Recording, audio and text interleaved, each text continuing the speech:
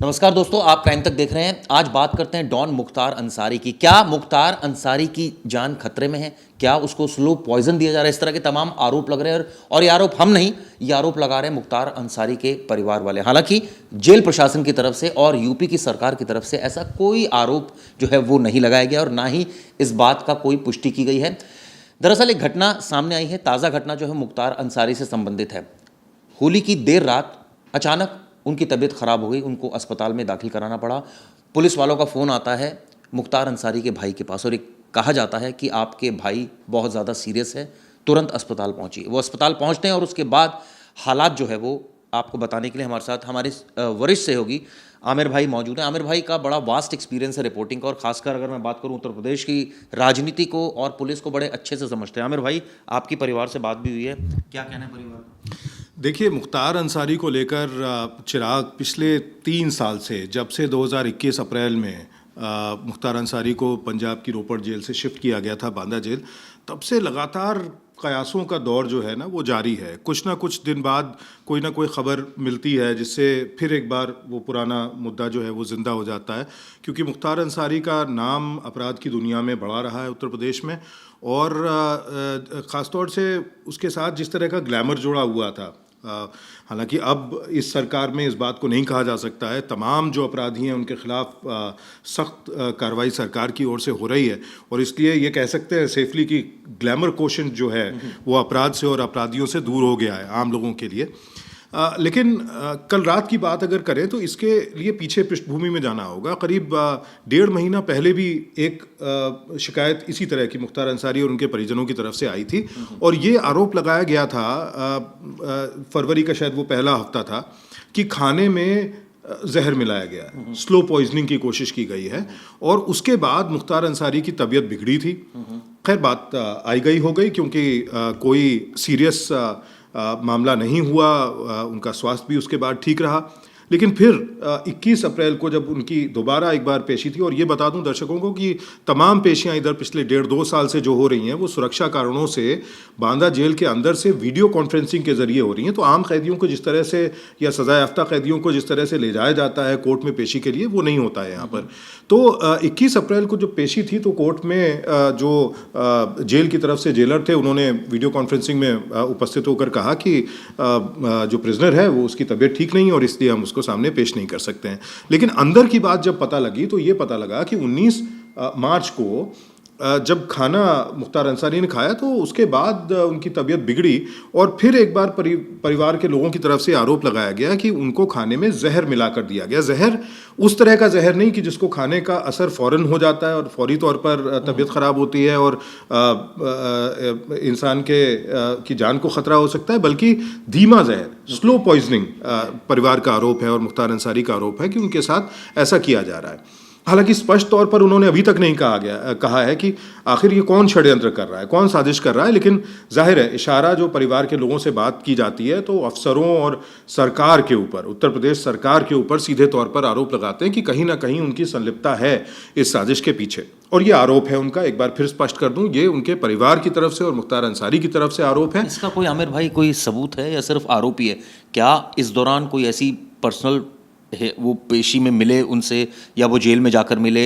मुख्तार अंसारी ने तमाम दलीलें दी कि भाई मेरी तबीयत ख़राब हो रही है, खाने में कुछ गड़बड़ लग रही है, और मुख्तार अंसारी को अगर ऐसा उन्होंने बोला तो क्यों उनको ऐसा लगा? सिर्फ तबीयत ख़राब होने की वजह से या फिर कुछ और उन्होंने कोई रीज़न दिया? जी बिल्कुल, देखिए, परिवार के लोगों से जो बात हुई, उनके बड़े भाई अफजाल अंसारी जो गाज़ीपुर से सांसद भी हैं, उनसे मेरी डिटेल में बात हुई और वो आज जब उनको इस घटना का पता लगा कि उनकी तबीयत ख़राब हो गई है, देर रात, बल्कि ये कहूँगा कि अर्ली मॉर्निंग, सुबह करीब 3 बजे उनको मोहम्मदाबाद थाने की पुलिस की तरफ से, जिसको रेडियो के माध्यम से संपर्क किया गया था बांदा जेल से, वहाँ से पुलिसकर्मी उनके घर पहुँचे और उन्होंने बताया कि मुख्तार अंसारी की तबीयत बहुत ख़राब है, वो बहुत सीरियस हैं और उनको तुरंत बांदा मेडिकल कॉलेज जाना पड़ेगा, जहाँ मुख्तार अंसारी को ट्रीटमेंट के लिए ले जाया गया है।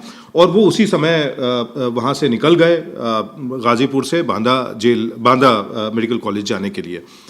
तो उनका कहना है कि जब वो वहाँ पहुँचे, हालांकि उन्होंने तमाम चीज़ें बताई कि जिससे उनको ये शक लगा और पुख्ता हो गया कि प्रशासन के लोग, सरकार के लोग उनके साथ कोऑपरेट नहीं कर रहे हैं, उनको परेशान करने की कोशिश की जा रही है। सीधे हॉस्पिटल ना ले जा करके पहले उनसे परमिशन के लिए जेल जाने की बात कही गई। उसके बाद काफ़ी समय बाद वहाँ उनके जूते उतरवा लिए गए, नंगे पैर उनको कहा गया कि अंदर जाएँ, कोई सामान नहीं, पेन तक निकलवा लिया गया, ये सब बातें कहीं।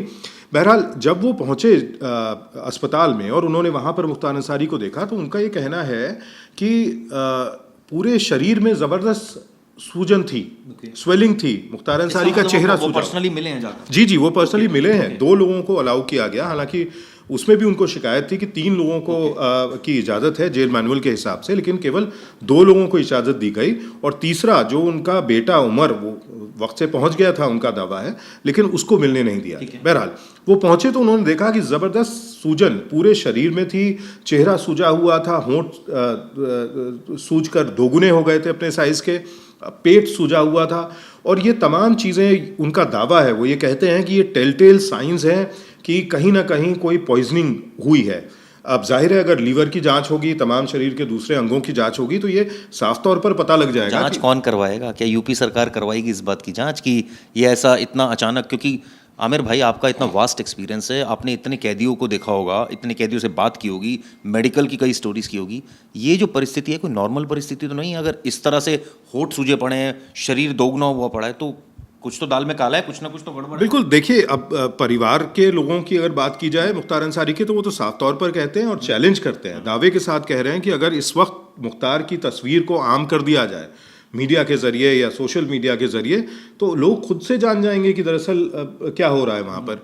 लेकिन जहाँ तक अभी उनके जो दावे हैं उनकी हम बात कर रहे हैं, तो उनका ये कहना है कि उनको कल रात से और इससे पहले 2 मरतबे, इससे पहले भी फरवरी के पहले महीने में और 19 मार्च से 21 मार्च के बीच में नौजिया की शिकायत, चक्कर आना जिसको कहते हैं, उल्टी आना, वॉमिटिंग, लूज मोशंस होने और एब्डोमिनल एरिया में दर्द, पेट में दर्द ज़बरदस्त, और फिर ये स्वेलिंग की बात। इनका ये कहना है कि साफ तौर पर ये सारे इंडिकेशंस हैं कि कहीं ना कहीं कोई पॉइजनिंग इन्वॉल्व है। और कितने समय से ऐसा हो रहा है?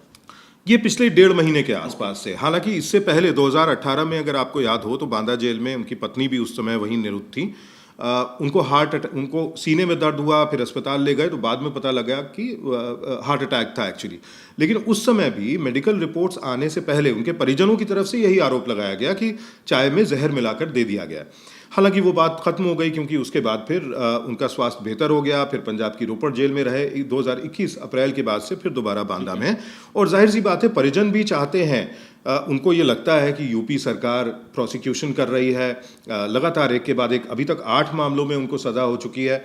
तो ऐसे में वो ये चाहते हैं कि ये केस किसी और स्टेट में। ऐसा तो नहीं आमिर भाई कि ये परिवार की तरफ से एक साजिश भी हो, एक तरह से कहा जाए कि प्रेशर डालने की, कि हर बार तबीयत खराब होती है बोल दो जहर है, ताकि एकदम प्रेशर बने, अचानक जो है वो एकदम एकदम उनको ये लगे कि परिवार देखो बाहर बहुत एक्टिव है, तो आप ये गड़बड़ मत करना, मतलब ये एक साजिश हो सकती है इस तरह? देखिए, ये तो प्रशासन का काम है, सरकार का काम है, जांच एजेंसियों का काम है कि वो जानकारी करे और पता लगाए कि उसके पीछे।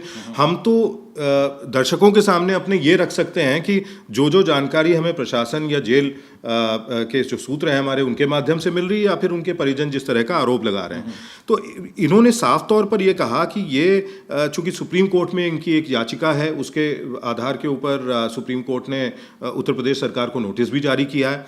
तो ऐसे में उनका ये कहना है कि लगातार उत्तर प्रदेश सरकार के ऊपर दबाव बन रहा है कोर्ट के जरिए कि वो सही ट्रीटमेंट करे मुख्तार अंसारी का, चाहे वो कानूनी प्रक्रिया हो, चाहे कोर्ट के अंदर हो, किसी भी तरह की उसमें नाइंसाफ़ी ना होने पाए। और यही कारण है कि उन्होंने कहा कि हम सुप्रीम कोर्ट गए। अब ऐसे में अफजाल अंसारी जो बड़े भाई हैं मुख्तार अंसारी के, उनका ये कहना है कि उत्तर प्रदेश सरकार को ये डर है कि कहीं मुख्तार अंसारी हमारे हाथ से ना निकल जाए। और चूंकि ये एक बड़ा पॉलिटिकल मुद्दा भी है, चुनाव 2024 के लोकसभा के आने वाले हैं, तो ऐसे में वो ये कह रहे हैं कि उत्तर प्रदेश सरकार को लगता है कि हमारी ये याचिका अगर मंजूर हो गई तो मुख्तार अंसारी किसी और स्टेट में चला जाएगा, मुकदमा वहाँ पर चलेगा। और ऐसे में इस मुकदमे के ऊपर जो बियरिंग है, जो एक तरह से हाथ में मुकदमा है, वो सारे मुकदमे हैं, वो ये मामला निकल जाएगा। All said and done, Mukhtar Ansari एक बड़ी चर्चित फिगर है जिनके इर्द गिर्द अगर आपराधिक इतिहास है तो राजनीति भी जुड़ी हुई है, अपनी पार्टियां भी इन्होंने बनाई, उसके अलावा समाजवादी पार्टी में रहे, बीएसपी में रहे और निर्दलीय भी चुनाव बहुत स्ट्रांग रही है। हामिद अंसारी उनके चाचा जी, बहुत स्वतंत्रता सेनानी भी उनके जी, उनके परिवार से स्वतंत्रता सेनानी भी रहे, आर्मी में उनके नाना ब्रिगेडियर रहे, तो इस तरह का उनका परिवार का इतिहास भी है और अब बेटे भी राजनीति में हैं। एक और अहम बात है जो उन्होंने साइट की, वो 21 मार्च इसी साल की है, जब स्वास्थ्य खराब होने के कारण मुख्तार अंसारी वीडियो कॉन्फ्रेंसिंग में नहीं उपस्थित हो सके और उस समय इन्होंने आरोप लगाया कि मुख्तार अंसारी को पॉइजन दिया गया है और ठीक उसी के बाद, इनकी शिकायत के बाद कार्रवाई हुई, एक जेलर और 2 डेप्यूटी जेलर्स को सस्पेंड कर दिया गया। अब उनका कहना ये है, परिवारीजनों का ये कहना है कि ये जो सस्पेंशन हुआ इसके पीछे यही कारण है कि ये जो पूरा घटनाक्रम था वो प्रशासन के लोगों के हाथ से निकल गया था और इसलिए सज़ा का भागीदार उनको बनना पड़ा, जेलर और डिप्टी जेलर को, जबकि कायदे से ये सब कुछ सुनियोजित था, सुनिश्चित था और एक षड्यंत्र के तौर पर था। चलिए, ये तो बात है जो उनके परिवार का कहना है कि स्लो पॉइजन दिया जा रहा है। हालांकि सरकार ने कभी, और ये बोलेगी भी नहीं सरकार, ये कहने वाली ऑब्वियसली बात भी नहीं है।